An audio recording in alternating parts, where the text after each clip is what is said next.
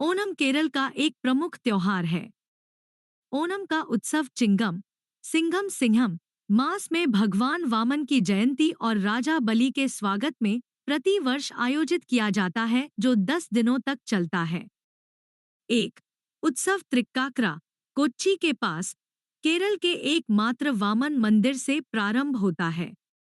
ओणम में प्रत्येक घर के आंगन में फूलों की पंखुड़ियों से सुंदर सुंदर रंगोलियां पूक्कलम डाली जाती हैं। युवतियां उन रंगोलियों के चारों ओर वृत्त बनाकर उल्लास पूर्वक नृत्य तिरुवाथिराकली करती हैं। इस पूक्कलम का प्रारंभिक स्वरूप पहले अत्तम के दिन तो छोटा होता है, परंतु नित्य इसमें एक और वृत्त फूलों का बढ़ा दिया जाता है।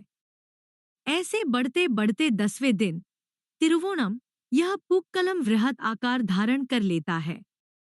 इस पूक्कलम के बीच त्रिक्काकृप्पन वामन अवतार में विष्णु, राजा बलि तथा उसके अंगरक्षकों की प्रतिष्ठा होती है, जो कच्ची मिट्टी से बनाई जाती है।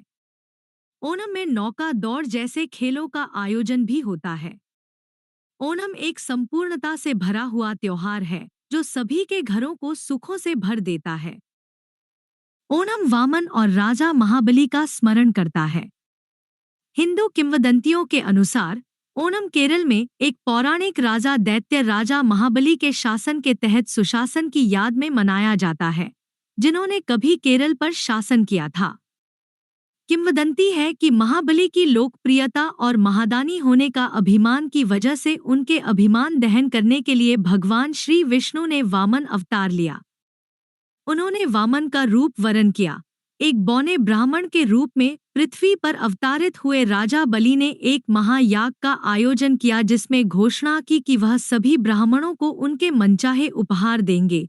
तत्पश्चात भगवान वामन ने उनके इस दंभ का मर्दन किया।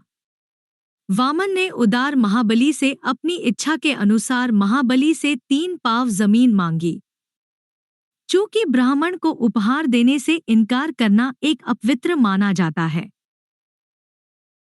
महाबली वामन की इच्छा को पूरा करने के लिए तैयार हो गए।